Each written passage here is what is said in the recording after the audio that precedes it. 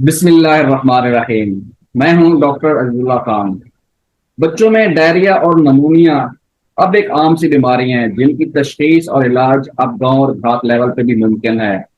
लेकिन अगर बच्चों में कुछ बीमारियां खासतौर पर दिल के अमराज देखे जाएं तो ये इनकी जो तशखीस होती है ये तकरीबन गांव देहात लेवल बल्कि बाज़ औक़ात टर्शरी केयर लेवल पे भी इतनी जल्दी मुमकिन नहीं होती। हमारे अक्सर बच्चे जो होते हैं वो दाइयों के हाथ पैदा होते हैं, या अगर वो किसी मराकज़ सेहत पे भी पैदा हो जाएं तो वहाँ पे इतनी सहूलियात नहीं होती कि एक आम मेडिकल ऑफिसर उनको डायग्नोज कर सके। इसी हवाले से बात करने के लिए आज मेरे साथ मौजूद हैं प्रोफेसर डॉक्टर मोहम्मद ख्वाजा अरशद साहब, जो कि मेरे उस्ताद मोहतरम भी हैं और ये पीडियाट्रिक फिजिशियन है और दिल के बच्चों में दिल के अमराज के हवाले से ये एक्सपर्टीज रखते हैं। अस्सलाम वालेकुम सर। सर वालेकुम अस्सलाम। आपका बहुत शुक्रिया, आपने अपने बहुत ही कीमती टाइम में से कुछ वक्त निकाल के हमें दिया। सर मेरा पहला क्वेश्चन ये है कि बच्चों में दिल के अमराज कुछ ऐसे होते हैं जो सामान्य होते हैं, जैसे छाती में दर्द हो गया, सांस का फूलना हो गया, इसी तरीके से जिस्म तंगीला पड़ना हो गया। लेकिन लेकिन क्या कुछ ऐसे अमराज भी होते हैं जिनमें इलामत तो ज़ाहिर नहीं होती, लेकिन बच्चों में कहीं ना कहीं दिल के अमराज पोशीदा होते हैं। तो ऐसे कौन से दिल के अमराज हैं जो पोशीदा हैं? बिस्मिल्लाहिर्रहमानिर्रहीम। डॉक्टर अजीजुल्लाह, बहुत आपका मैं शुक्रगुजार हूँ कि आपने इस अवेयरनेस प्रोग्राम के लिए मुझे मौका दिया और आपके इस इंटरव्यू के थ्रू के जरिए हम अपने लोगों को दिल की बीमारियों के बारे में आगाही दे सकेंगे। तो डॉक्टर साहब, उसमें इंपॉर्टेंट सबसे अहम बात यह है कि जो छोटे बच्चों में दिल की बीमारियां होती हैं उनकी इलामात बाज़ औक़ात बहुत जो है ना वो वाजे नहीं होती, जिसमें एक सबसे बड़ी इलामत होती है कि ये बच्चे जो छोटे बच्चे होते हैं और उनको दिल का पेचीदा मसला होता है, तो उनकी ग्रोथ नहीं हो रही होती। तो अगर किसी बच्चे का वजन नहीं बढ़ रहा, उसकी उम्र बढ़ रही है लेकिन उसकी ग्रोथ नहीं हो रही, उसका वजन नहीं बढ़ रहा, तो ये एक सबसे बड़ी इलामत होती है। फिर ये बच्चे अमूमन दूध पीने के दौरान इनको पसीने आना, दूध छोड़ छोड़ कर पीना, ये बहुत बड़ी इसकी जो जाहिरी इलामत होती है। जैसे आपने कहा कि छाती की दर्द, तो छाती की दर्द अमूमन छोटे बच्चों में जाहिर नहीं होती, लेकिन नीलापन हो जाना, दूध पीने के दौरान बच्चे का रंग नीला काला हो जाना, सांस लेने के दौरान या रोने के दौरान बच्चे का नीला काला हो जाना, ये बड़ी वाज़ेह इलामत होती है कि छोटे बच्चे को दिल का मसला हो सकता है। बाज दिल के सुराख ऐसे होते हैं या दिल की शरियानों के मसाइल होते हैं जिनमें पहले 3 से 4 साल तो ये जाहिर नहीं होते, लेकिन जब बच्चा स्कूल में जाता है और वो अपनी हम उम्र बच्चों के साथ दौड़ भाग शुरू करता है, तो स्कूल के जो टीचर्स होते हैं या वालिदैन ये चीज देखते हैं कि उनके बच्चे का सांस जल्दी फूल जाता है, उसको सांस लेने में दिक्कत होती है। इसके अलावा एक और अहम पेचीदगी की तरफ मैं इशारा करना चाहूंगा कि जो बच्चे पैदाइश के बाद अपने पहले 2 से 3 साल में बार बार नमूनिया का शिकार होते हैं, उन बच्चों में भी दिल का सुराख, दिल की शरियानों के मसाइल या दिल के वॉल का मसला हो सकता है। तो ये वो इलामात हैं जो अमूमन एक अच्छा डॉक्टर जो है, जो कि एक एमबीबीएस डॉक्टर भी हो सकता है, और जैसे आप हमारे पास पढ़ते भी रहे हैं और आपने हमारे पास पढ़ा होगा, तो हम आपको ये अंडर ग्रेजुएट लेवल पे सिखाते थे कि जिन बच्चों को अगर वजन ना बढ़ रहा हो, सांस लेने में दिक्कत आती हो या बार बार नमूनिया हो, उनको दिल की अमराज के लिए देखना चाहिए। सर बच्चों में दिल के अमराज की कितनी अकसाम होती हैं और इनको ये किस किस उम्र में तशखीस मुमकिन है इनकी? डॉक्टर साहब, ये आपने बड़ा अहम सवाल पूछा है। इसमें दो किस्म की मेन जो कंजेनिटल हार्ट डिजीज है, इसकी दो मेन अकसाम है। इसमें एक वो है जिसमें नीलापन जाहिर होता है, जिसे हम साइनोटिक हार्ट डिजीज बोलते हैं, और एक वो बीमारी है जिन्हें ए साइनोटिक हार्ट डिजीज बोलते हैं, जिनमें नीलापन जाहिर नहीं होता, लेकिन वो भी बड़ी पेचीदा बीमारियां होती हैं, जिसमें सुराख भी हो सकता है और इसके अलावा उसमें दिल के वॉल की लीकिंग भी हो सकती है और दिल की मेन शरेआन भी बंद हो सकती है। तो इन बीमारियों में अमूमन नीलापन जाहिर नहीं होता, बहुत देर तक नीलापन जाहिर नहीं होता, यानी कि ए साइनोटिक हार्ट डिजीज में साइनोसिस नहीं होता। लेकिन जो साइनोटिक हार्ट डिजीज है, इनमें बच्चा पैदाइश से ही नीला काला हो जाता है, और ये अमूमन इसमें दिल की शरियानें उल्टी होना, दिल के अंदर सुराख होना और दिल का वॉल बंद होना, या बाज़ औक़ात दिल की शरियानों का अपने नॉर्मल रास्ते से ना गुजरना, ये सब वो अक़साम हैं जिनमें बच्चा बहुत छोटी उम्र से हत्ता कि वो नौज़ायदगी की उम्र से ही नीला काला होना शुरू हो जाता है। तो ये दो मेन अक़साम है, एक साइनोटिक हार्ट डिजीज और एक साइनोटिक हार्ट डिजीज। सर एक क्वेश्चन ये भी है कि कुछ बच्चों के अंदर जो दिल के अमराज होते हैं वो बहुत जल्दी जाहिर हो जाते हैं, लेकिन कुछ वहीं हमने देखा है कि मिडिल एज में जाके ये अमराज जाहिर होते हैं। तो ये क्यों ऐसा फर्क होता है? जैसे टेट्रालॉजी ऑफ फैलेट है देखिए वो उसमें कुछ जो अमराज हैं। जी सर। जी आप सही फरमा रहे हैं। जो कुछ बीमारियां हैं जिनकी शिद्दत ज्यादा होती है या सुराख बहुत बड़ा होता है या शरियानें उल्टी होती हैं, तो वो तो नौज़ायदगी की उम्र में ही जाहिर हो जाती है। लेकिन बाज़ वक़्त सुराख बहुत छोटा होता है, जिस तरह एट्रियल सेप्टल डिफेक्ट है, ये बहुत छोटा होता है, या पीडीए है, या इसी तरह टेट्रोलॉजी ऑफ फेलोज की एक किस्म होती है पिंक टॉफ, जिसमें अमूमन ये जो जब ये लेट उम्र में जाते हैं 20 साल 25 साल 30 साल की उम्र में, और बिलखसूस खवातीन जब प्रेग्नेंट होती हैं तो उनमें एएसडी या पीडीए की जो इलामात है वो जाहिर होती हैं, क्योंकि उनके हार्ट के ऊपर एक्स्ट्रा प्रेशर आता है या वॉल्यूम बढ़ता है, तो ये इलामात जाहिर हो जाती हैं। तो जो ज्यादा पेचीदा बीमारियां वो बहुत छोटी उम्र में जाहिर हो जाती सर पाकिस्तान में इस वक्त कौन कौन सी सहूलियात मौजूद हैं, और क्या सारी सहूलियात मौजूद हैं जिससे हम बच्चों में दिल के अमराज की तशखीस कर सकते हैं? और अगर हम देखें इंटरनेशनल इंटरनेशनल दुनिया के साथ, बैनुल अक़वामी दुनिया के साथ अपना कंपैरिजन करें, तो ये दो चीजें आपको क्या बताती हैं हमें कि बच्चों में दिल के अमराज का इंटरनेशनल लेवल क्या है और हमारे पास क्या सहूलियात हैं? डॉक्टर साहब, आपके सवाल के दो हिस्से हैं।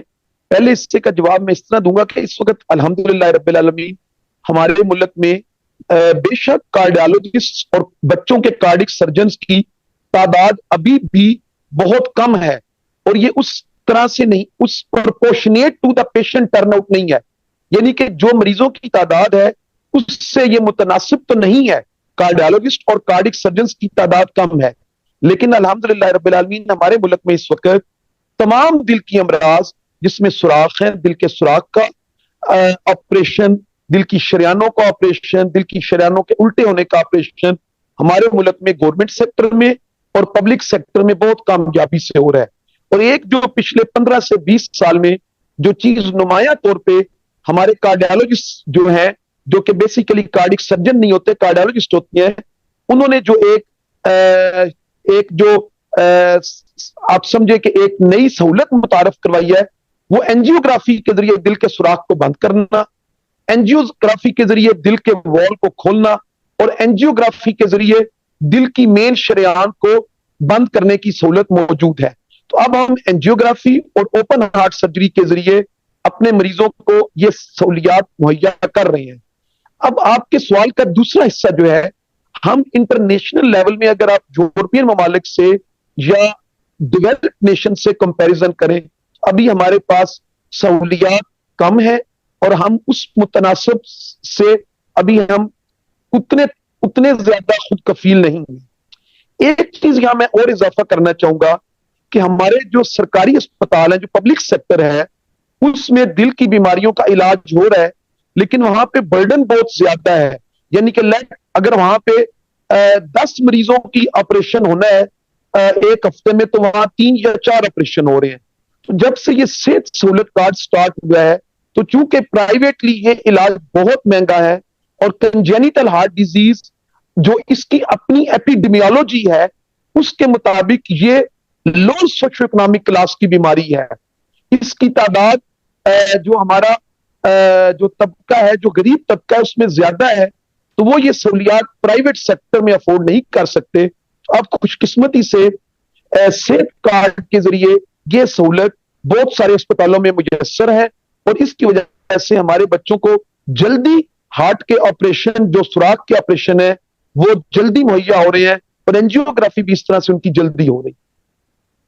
सर हम अगर इंटरनेशनल लेवल पे देखें और फिर पाकिस्तान में बच्चों में दिल के अमराज के हवाले से आशारिया देखें, तो आप क्या समझते हैं कि ये दिन ब दिन बढ़ रहे हैं या ये वहीं पे हैं, और इनका क्या हम उस तरीके से डायग्नोसिस भी हो रहा है?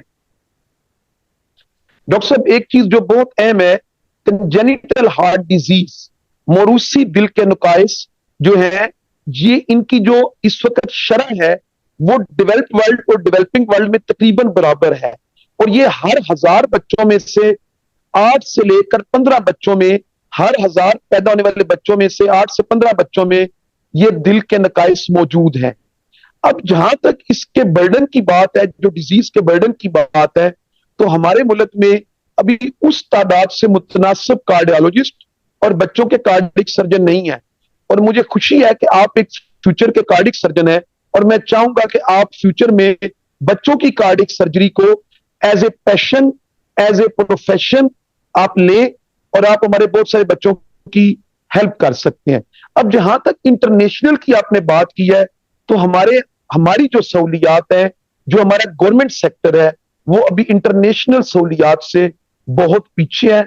और अभी हमारे मुल्क में उस तादाद से, मुतनासिब तादाद से, हम अपने बच्चों को open heart surgery, close heart surgery और एंजियोग्राफी की सहूलत उस मुतनासिब तादाद में नहीं दे पा रहे जिस तरह इंटरनेशनली डेवलप्ड कंट्रीज या तरक्की याफ्ता ममालिक दे रहे हैं। आपके सवाल का एक और कंपोनेंट है कि क्या ये बीमारी बढ़ रही है? ऐसे नहीं है। ये कंजेनिटल हार्ट डिजीज तो मौजूद है, लेकिन ये इसकी शिनाख्त करने की सहूलत बढ़ गई है। जैसे कि आप फख्र से कह सकते हैं कि पंजाब के हर प्रोविंस में पीडियाट्रिक कार्डियोलॉजिस्ट मौजूद है, और हर डिवीजनल हेडक्वार्टर पे पीडियाट्रिक कार्डियोलॉजिस्ट मौजूद है। और इसमें मैं अपने उस्ताद मोहतरम प्रोफेसर मसूद सादिक, जो इस वक्त वाइस चांसलर है यूनिवर्सिटी ऑफ चाइल्ड हेल्थ के, उनको इस चीज का क्रेडिट जाता है। उन्होंने पूरे पंजाब में डिवीजनल हेडक्वार्टर पे पीडियाट्रिक कार्डियोलॉजिस्ट ट्रेन किए हैं, और पाकिस्तान में पीडियाट्रिक कार्डिक सर्जन की तादाद को बढ़ाने के लिए भी हर मुमकिन कोशिश की है। और इसीलिए इस बीमारी की शिनाख्त अब जल्दी हो रही है, और ये बच्चे नौजैदगी की उम्र में भी डायग्नोज हो जाते हैं। और अल्हम्दुलिल्लाह रब्बिल आलमीन, 14 साल पहले मैं चूंकि पीडियाट्रिक कार्डियोलॉजी में ट्रेन हूं फ्रॉम चिल्ड्रन हॉस्पिटल लाहौर, और मैंने अपनी fellowship training children hospital Lahore से पीडियाट्रिक कार्डियोलॉजी में की है, तो मैं फख्र से कहता हूं कि पिछले 14 साल में हमने सरगोदा डिवीजन में मियांवाली, बक्कर, मंडी बाउद्दीन, चिन्योट, सरगोदा और काफी जिलों से हमने ये बच्चों की तशखीस की है नौजैदगी की उम्र में, और हमने नौजैदगी की उम्र में उनको डायग्नोज करके उनको ये एंजियोग्राफी या ऑपरेशन के जरिए उनका इलाज करवाया है। और अल्हम्दुलिल्लाह रब्बिल आलमीन, इस बीमारी को डायग्नोज करने के लिए दिन ब दिन कार्डियोलॉजिस्ट की तादाद बढ़ती जा रही है, और अब ये बीमारी जल्दी डायग्नोज हो रही है। सर सर एक और फैक्टर भी बड़ा बढ़ रहा है कि लड़कियों में शादी लेट उम्र में हो रही है।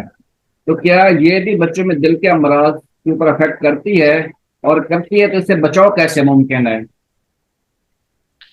जहां तक देर की माओ की शादी की ताल्लुक है, तो कंजेनिटल हार्ट डिजीज में उसका डायरेक्ट या आप कह सकते हैं कि डायरेक्ट इफेक्ट तो नहीं है, लेकिन जब मां की उम्र बढ़ती जाती है तो वो जो सिंड्रोमिक बच्चे होते हैं या क्रोमोसोमल एबनॉर्मेलिटीज वाले बच्चे होते हैं, उनमें दिल के नकाइस आम बच्चों की निस्बत ज्यादा होते हैं। तो इसमें कोई शक वाली बात नहीं है कि माओ की शादियां अगर जल्दी हो तो उसमें किसी हद तक दिल के नकाइस और बहुत सारी मौरूसी बीमारियों से बचत हो सकती है।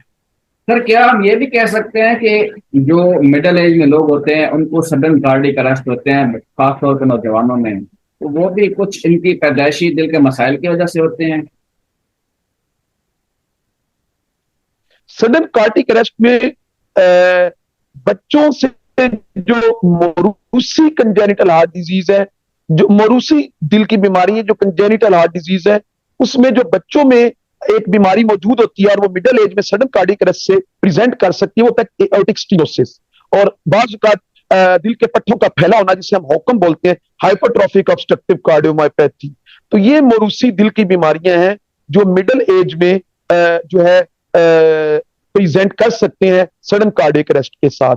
इसके अलावा कुछ दिल के सुराख हैं जिसमें एएसडी है, ये भी बाजुकात मिडिल एज में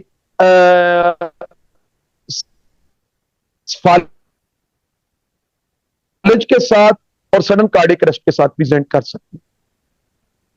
सर हमारा बड़ा मसला ये है कि हमारे जी। प्राइमरी जी सर, हमारा बड़ा मसला ये है कि हमारे प्राइमरी लेवल पे उस तरीके से सहूलियात मौजूद नहीं है कि बच्चों में दिल के अमराज की तशखीस की जा सके। तो एक मेडिकल ऑफिसर जो प्राइमरी लेवल पे बैठा होता है उसके पास मिनिमम क्या सहूलत हो कि वो बच्चों में ये इन अमराज की तशखीस कर सकता है।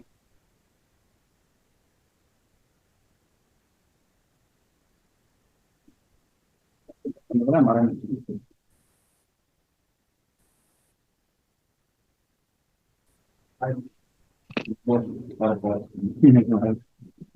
जी सर, आवाज आ रही है।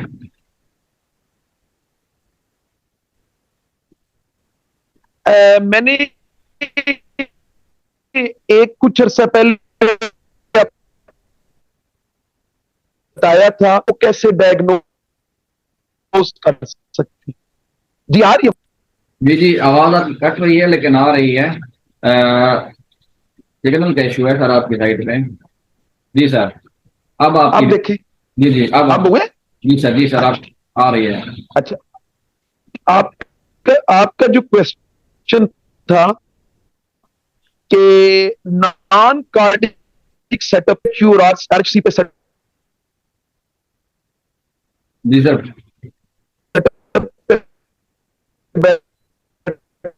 मेडिकल ऑफिसर सर आवाज कैसे कट। छोटे बच्चों में जी दिल की सर। बीमारियों की तशखीस कर सकते जी हैं जी जिन सर। बच्चों को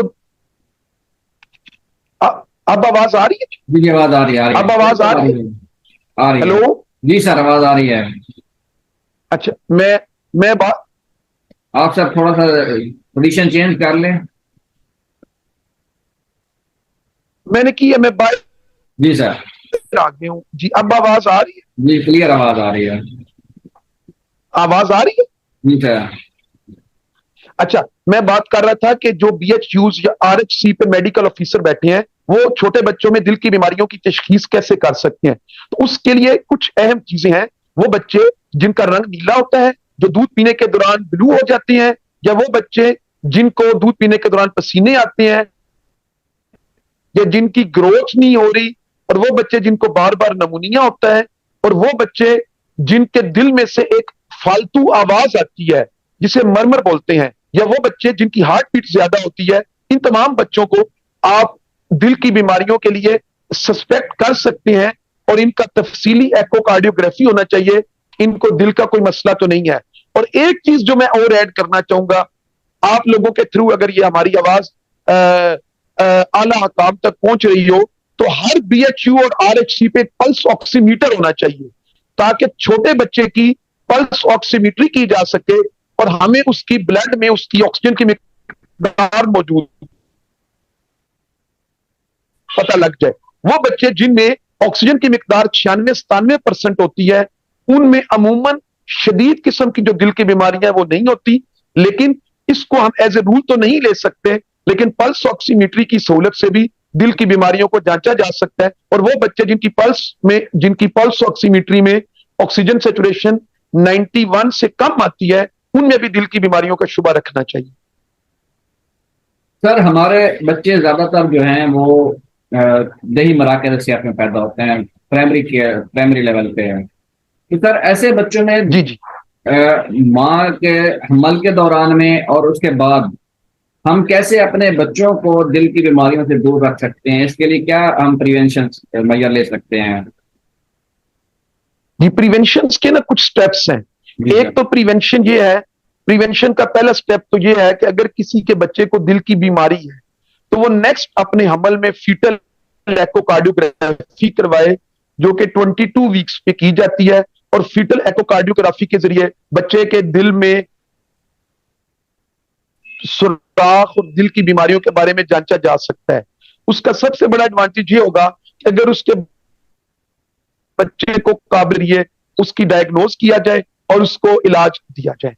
दूसरी जो अहम हम प्रिवेंशन कहेंगे, वो प्रिवेंशन ये है कि माए जो है वो प्रेगनेंसी में अपनी खुराक का, गिजा का ख्याल रखें, ताकि अगर उनकी सेहत अच्छी होगी, उनकी बच्चे की ग्रोथ ठीक होगी, तो उसके साथ भी माए बहुत सारी मौरूसी बीमारियों से बच सकती है। सर आप कौन सी उनके लिए खुराक तजवीज़ करेंगे या सप्लीमेंट्स जो कि माओ को हमल के दौरान और वो खास तौर पे पहले महीने में जबकि दिल का वो बनावट हो रही होती है, तो उनको कौन सी खुराक ज्यादा इस्तेमाल करनी चाहिए? देखिए, अभी तक साइंटिफिकली प्रूवन तो नहीं है कि कोई ऐसा माइक्रो न्यूट्रिएंट या मैक्रो न्यूट्रिएंट डेफिशिएंट हो तो बच्चे को इस तरह के मसाइल हो सकते हैं। लेकिन मैं फॉलिक एसिड लाजमी लें। बेशक उसका डायरेक्ट हार्ट की डिजीज के साथ ताल्लुक नहीं है, उसका ताल्लुक न्यूरल ट्यूब डिफेक्ट्स के साथ ज्यादा है, लेकिन ये भी मल्टी फैक्टोरियल इनहेरिटेंस में फॉल करती हैं। तो इसलिए उनको चाहिए कि वो फॉलिक एसिड अपना बाकायदगी से लें, अपने प्रेगनेंसी के पहले वीक से फॉलिक एसिड स्टार्ट करें, अपना आयरन लेवल अच्छा रखें और अपने विटामिन का लेवल अच्छा रखें और अपनी मुतवाजन गजा लें जिसमें तमाम मुतवाजन मिकदार में खुराक होनी चाहिए। तो उससे भी बहुत सारे मसाइल के ऊपर काबू पाया जा सकता है।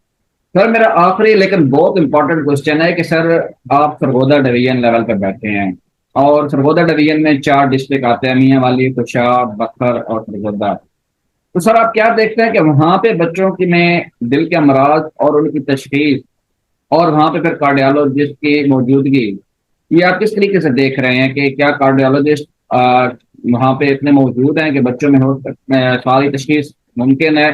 और तकरीबन 1 करोड़ से ज्यादा का ये एरिया है, ये डिवीजन, तो इसमें आप कैसे देख रहे हैं बच्चों के अमराज, उनकी तशखीस और बाकी फैसिलिटीज के हवाले से?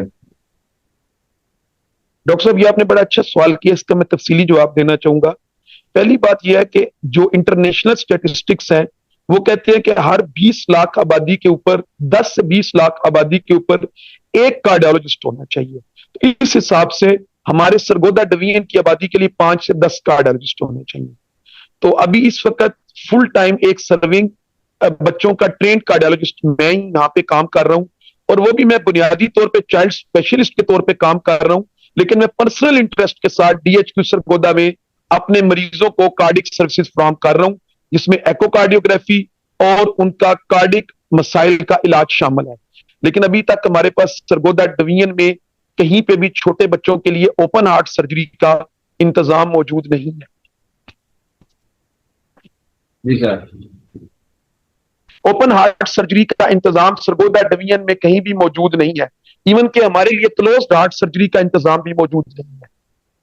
जो दूसरी बात है आपकी, हमारे पास इस वक्त सरगोदा का एक चिल्ड्रन हॉस्पिटल का प्रोजेक्ट गवर्नमेंट ऑफ पंजाब की पाइपलाइंस में है, और हम दुआ करते हैं कि उसको फेज 2 से निकालकर फेज 1 में लाया जाए, ताकि यहाँ पे एक चिल्ड्रन हॉस्पिटल सरगोदा डेवलप हो और जिसमें फिर प्रॉपर तरीके से कार्डियोलॉजिस्ट और कार्डिक सर्जन अपॉइंट हो और इस इलाके के लोगों को सर्विसेज मुहैया की जा सकें। तो इस वक्त हमारे सरगोदा डिवीजन के लोगों को, जिसमें मियां वाली, बकर और जोराबाद शामिल है, इनको एकोकार्डियोग्राफी के बाद एंजियोग्राफी, क्लोज्ड हार्ट सर्जरी और ओपन हार्ट सर्जरी के लिए children hospital Lahore, Rawalpindi institute of cardiology और फैसलाबाद इंस्टीट्यूट ऑफ कार्डियोलॉजी हमें भेजना पड़ता है, और अब कुछ मरीजों को यह सहूलत सेहत कार्ड से भी मिल रही है। सर एक और क्वेश्चन लाजमी करना चाहूंगा कि 2016-17 में जब हम हाउस जात के फाइनल ईयर और हाउस जात में थे, तो वहाँ पे सरगोदा इंस्टीट्यूट ऑफ कार्डियोलॉजी का एक किया गया था कि इनॉग्रेशन के यहाँ पे कार्डियोलॉजी डिपार्टमेंट बनाया जाएगा। तो इसके लिए आप सर आला हुकाम से क्या करेंगे रिक्वेस्ट के वो अभी तक उसके ऊपर काम तो मेरे ख्याल में नहीं हुआ, तो सर आप अपनी जो गुजारिशात हैं वो इस ब्लॉग के थ्रू अपने आला हुकाम तक पहुंचा दें कि उस कार्डियोलॉजी इंस्टीट्यूट को भी स्टार्ट किया जाए। डॉक्टर साहब, बड़ी अच्छी बात आपने की, और मैं आला काम से दरखास्त कर सकता हूं, क्योंकि हम जो पाकिस्तान के सबसे हाईली पढ़े लिखे लोग हैं, हम डॉक्टर्स जो हैं हाईली क्वालिफाइड लोग हैं और स्किल्ड प्रोफेशनल्स हैं, हमारी दरखास्त ही हो सकती है, क्योंकि हम पॉलिसी मेकिंग में कहीं इन्वॉल्व नहीं होते। तो दरखास्त हम करते हैं कि सरगोदा डिवीजन में इस वक्त गवर्नमेंट सेक्टर में कहीं भी कोई कार्डियोलॉजी एस्टेब्लिश्ड यूनिट नहीं है, और इवन के जो डीएचक्यू सरगोदा का कार्डियोलॉजी डिपार्टमेंट है वहां पे एंजियोग्राफी की सहूलत भी मौजूद नहीं है। तो अभी तो बड़ों के लिए भी एंजियोग्राफी की सहूलत मौजूद नहीं है। तो हम तवक्का करते हैं कि सरगोदा में एक प्रॉपर कार्डियक हॉस्पिटल या कार्डियोलॉजी यूनिट डेवलप किया जाए, जिसमें बच्चों के लिए और बड़ों के लिए कार्डियोलॉजी की सहूलियात, जिसमें एंजियोग्राफी, ओपन हार्ट सर्जरी और क्लोज्ड हार्ट सर्जरी की तमाम सहूलियात मौजूद हो। तो मैं अपनी गवर्नमेंट ऑफ पंजाब से और अपने आला हुकाम से और हमारे जो पॉलिसी मेकर्स हैं, जिसमें हमारे सेक्रेटरीज आ जाते हैं, मैं उनसे दरखास्त करता हूं कि सरगोदा में पिछले 60 साल में कोई कार्डिक सेंटर डेवलप नहीं हुआ, और उसके लिए हम दरखास्त करेंगे कि एक चिल्ड्रन हॉस्पिटल भी होना चाहिए और एक कार्डिक सेंटर भी होना चाहिए, ताकि 10 मिलियन की इस आबादी को अपने नजदीकी जगहों पे सर्विसेज मिल सके। सर बहुत शुक्रिया। और मैं भी सर की इस बात को एंडोर्स करूंगा कि हमारे पास इतने अच्छे अच्छे कार्डियोलॉजिस्ट मौजूद हैं, कार्डिक फिजिशियन मौजूद हैं, तो वहीं पे सहूलियात बिल्कुल भी नहीं है। तो ऐसे लोगों की जो है वो खिदमत जो है वो गाया जा रही हैं। इनको जो अपना पोटेंशियल है वो शो करने का मौका नहीं मिल रहा। और जो हम जैसे यंग डॉक्टर्स आ रहे हैं, हम भी यही चाहते हैं कि हम अपने इलाकों में जाके खिदमत करें, लेकिन वहीं पे हमें सहूलियात ना मुयसर ना होने की वजह से हम भी मजबूर हैं कि हम बड़े शहरों तक जो है वो महदूद हैं। तो बहरहाल सर आपका बहुत शुक्रिया, आपने हमें टाइम दिया। और इंशाल्लाह हम बच्चों के बारे में खास तौर पे इस बीमारियों के बारे में मजीद भी बात करेंगे, जो कि बहुत कॉमन है, और ताकि लोगों को अवेयरनेस हो, हेल्थ अवेयरनेस हो। और अगर आप लोगों के कोई क्वेश्चंस हैं तो आप हमें लाजमी बताएं, ताकि हम उनको भी डिस्कस करें। और हम आपसे ज़रूर कहेंगे कि अपने बच्चों की सेहत का ख्याल रखिए, और माँ के पेट से लेके जब तक वो बच्चा शऊर की हद तक नहीं जाता, बल्कि अपनी भी सेहत का ख्याल रखिए और अपने बच्चों की भी सेहत का ख्याल रखिए। और ज़रूर इस हेल्थ अवेयरनेस प्रोग्राम में हमारे साथ कनेक्टेड रहिए। बहुत शुक्रिया।